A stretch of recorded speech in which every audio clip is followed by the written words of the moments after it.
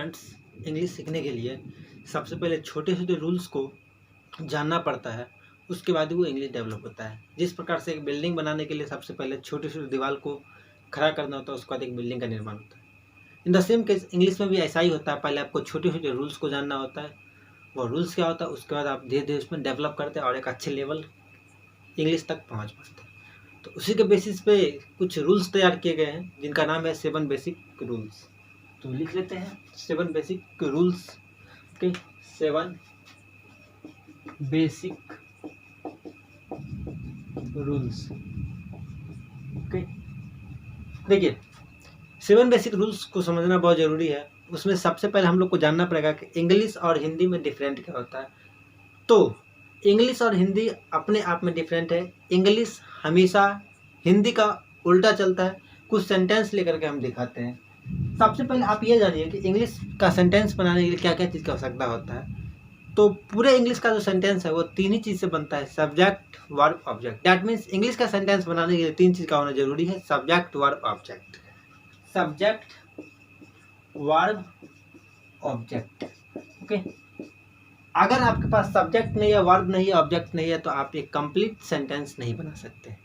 आपके पास अगर सब्जेक्ट नहीं है तो थोड़ा बहुत चल सकता है, बट कंप्लीट सेंटेंस के लिए तीनों चीज़ का होना जरूरी है, सब्जेक्ट, वर्ब, ऑब्जेक्ट। ओके, अब देखिए हम इसको समझते हैं। एक सेंटेंस लेंगे, राम खाता है। ओके, पर्टिकुलर राम क्या है, सब्जेक्ट, खाता क्या है, वर्ब। ओके, और ये क्या है। और ये जो सेंटेंस है अभी सिंपल प्रेजेंट टेंस का सेंटेंस है। देखिए अगर हम इसके इंग्लिश की बात करें तो बनाएंगे राम इट्स। क्या बनाएंगे, इट्स। अगर हम दूसरी सेंटेंस की बात करें, राम एक लड़का है।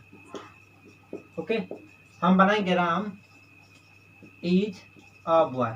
हमने क्या देखा कि है का जो इंग्लिश इज है वो पहले आ गया, लड़का जो है वो बाद में चला गया। ओके, दैट मीन्स इंग्लिश हमेशा हिंदी का उल्टा चलता है। ओके, चलिए अब मेरा जो मेन पर्पस है रूल्स सिखाना, 7 बेसिक रूल्स, उसकी ओर चलते हैं। ओके, चलिए तो सबसे पहला जो मेरा रूल है, is am are was were. आपको हमेशा याद रखना पड़ेगा rule number 1, is am are was were के बाद हमेशा वर्ब की V3 और V4 यूज किया जाता है। ओके, V3 और V4, इसके अलावा आप कोई भी चीज़ यूज नहीं करेंगे, V3 और V4 यूज करेंगे। That means is am are was were के साथ हमेशा V3 और V4 का यूज किया जाता है, V1, V2 और V5 का यूज नहीं किया जाता है। Rule number 2, have, has, had. Okay, have, has, had, that means have हो, हैज हो या हैड हो, इसके साथ हमेशा हम यूज करेंगे वर्ब का थर्ड फॉर्म, ना कि यूज करेंगे V1, V2, V4, V5, हमेशा यूज करेंगे V3। ओके, रूल नंबर 3 की ओर हम लोग चलते हैं। टू बहुत यूनिक चीज़ है और टू के साथ जो हम यूज अप्लाई करते हैं रूल का, वो हम अप्लाई करते हैं V1। दैट मीन्स टू के बाद हमेशा V1 का यूज होता है। जैसे Ram is going to Patna, Ram is going to Patna. ऐसे भी आप I am going to Rajasthan. Okay, यानी कि टू के बाद हमेशा V1 का यूज किया जाता है। किसका यूज किया जाता है, V1 का। ओके, इन बातों को आप हमेशा याद रखिएगा। ओके, अगले रूल की ओर हम लोग चलते हैं, do, does, did. Do, does, did, do present के लिए लगता है, डज भी प्रेजेंट के लिए, डिड किसके लिए लगता है, पास्ट का। बट रूल्स बहुत सिंपल है, डू, डज, डिड के बाद हमेशा वर्ब की फर्स्ट फॉर्म यूज किया, ना कि सेकेंड फॉर्म, थर्ड फॉर्म और फोर्थ फॉर्म। हमेशा यूज क्या करेंगे, तो वर्ब की V1 यानी कि फर्स्ट फॉर्म यूज करेंगे डू, डज, डिड के बाद। अगला रूल आता है फोर। फोर के बाद हमेशा हम यूज करते हैं वर्ब की फोर्थ फॉर्म यानी कि continuous form.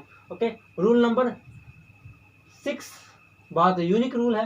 Okay, after, before, at the time of, while, start, इस सब के साथ हम यूज करते हैं वर्ब की fourth form, that means continuous form. और सबसे लास्ट V1 और V5 का यूज हम लोग हमेशा करते हैं सिंपल प्रेजेंट टेंस में। इस पे कुछ हम एग्जांपल लेकर अगर देख ले तो बहुत बेटर होगा। जैसे देखिए, is am are was were का V3 कहाँ यूज किया जाता है। अब जब कभी आप किसी तरह का पेसिव बनाते हैं, आप देखिएगा, जैसे I it's a mango, a mango is eaten by me. तो हमने क्या देखा, ए मैंगो इज, यानी कि इज क्या है उसका, देखिए ईटन, इज क्या है, पर्टिकुलर इज एम आर वाले है, एक्सक्लूसिव वर्ब। इसके बाद हमने क्या लगाया, ईटन, और ईटन क्या है, V3 है। ओके, ऐसे ही V4 की अगर हम बात करें, जैसे Ram is going to Patna, okay, is के बाद आपने क्या देखा, गोइंग, गोइंग क्या है, V4 है। ऐसे ही अगर हम इसकी बात करें, हैव, हैज, हैड, तो आप जानते हैं ये परफेक्ट में यूज होता है, और परफेक्ट में जो यूज होता है हैव, हैज, हैड, ओके, इसके साथ हम वर्ब की थर्ड फॉर्म, जैसे मैं पढ़ चुका हूँ, आई हैव रीड, ओके, तुम किताब खरीद चुके हो, you have purchase this book, okay, okay, तुम गा चुके हो, यू हैव संग, ओके, ऐसे ही सेंटेंसेस होता है, तुम जा चुके हो, यू हैव गॉन, ओके, ऐसे ही सेंटेंस परफेक्ट होता है। टू आप जानते ही है, okay, I like to read this book, I like to speak English, I like to dance, ऐसे ही सेंटेंसेस होता है, ओके। अगला देखिए सेंटेंस है डू डैश डिड, ओके, जब कभी हम मेन वर्ब से पहले डू डैश डिड का यूज करते हैं तो वह इम्फेटिक बन जाता है, और डू डैश डिड को अगर हम मेन वर्ब से पहले हटा लेते तो वो नॉन इम्फेटिक होता है, इतना बात आपको पता है, ओके। इसकी अगर एग्जाम्पल की बात करें तो आप ऐसे समझ सकते हैं कि I do not love, okay, okay, you do not read this book, ऐसे ही आप सेंटेंस को बना करके देख सकते हैं। अगले सेंटेंस है फोर, फोर के साथ हमेशा हम V1 लगा, जैसे four buying, okay, four buying, four watching, four watching, okay.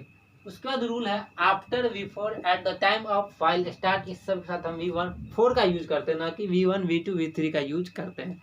और सबसे लास्ट जो है वो है V1 और V5, आपको बताया हुआ है V1 में जब हम एस या जोड़ते हैं, V5 इस दोनों का यूज हम लोग करते हैं सिंपल प्रेजेंट टेंस में। आई होप आपको ये समझ में आया। अगर कोई अभी भी कोई प्रॉब्लम है तो कमेंट में लिखिएगा, हम कोशिश करेंगे उसका आंसर देने का। Thanks, love you lot.